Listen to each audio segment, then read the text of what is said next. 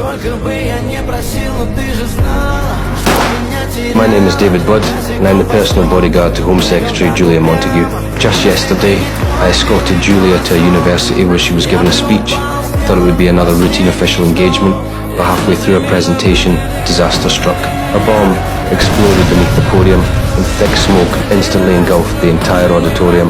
I rushed forward desperately, trying to pull Julia from death's grip, fighting with everything I had to save her. But her injuries were too severe. The doctors eventually called it they couldn't save her. The moment I heard those words, my world fell apart. As her bodyguard, I was supposed to be the shield between her and danger. But when that explosion happened, I was powerless. All I could do was watch the tragedy unfold before my eyes. After leaving the hospital, I wandered the streets like a zombie.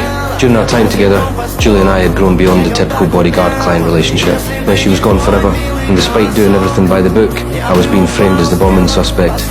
Guilt, grief, rage, the toxic cocktail of emotions was pushing me over the edge. I went home and retrieved the gun I'd hidden on the roof. Kneeling on the floor, I pressed the trembling barrel against my temple. When I pulled the trigger, I thought it would all be over. But to my shock, apart from some burns and copper fragments on my head, I was completely unharmed. Dave, you shot yourself? Not quite. It was a blank round. Well, why did you use a blank? Didn't know it was. Someone had swapped the bullets for blanks. Who? Why? Clearly, there was something much darker at play here. After I calmed down, I realised something was seriously wrong. Someone was targeting me. I'm just a bodyguard. I've never gotten involved in power games. Yet someone had broken into my place, found my carefully hidden gun, and replaced the bullets with blanks. This wasn't how the police operated. Who would that be? But I couldn't figure out who was behind it. I had a hunch the only classified information I'd ever been exposed to was the dirt Julia had on certain high-ranking officials. If someone was setting me up, I had to be connected to that, and there was definitely a mole inside the police force. Since I couldn't die, I had to uncover the truth and get justice for Julia. That evening, I got a mysterious phone call. I went to the meeting armed, but when I arrived at the location, I was surprised to find Julia's former secretary.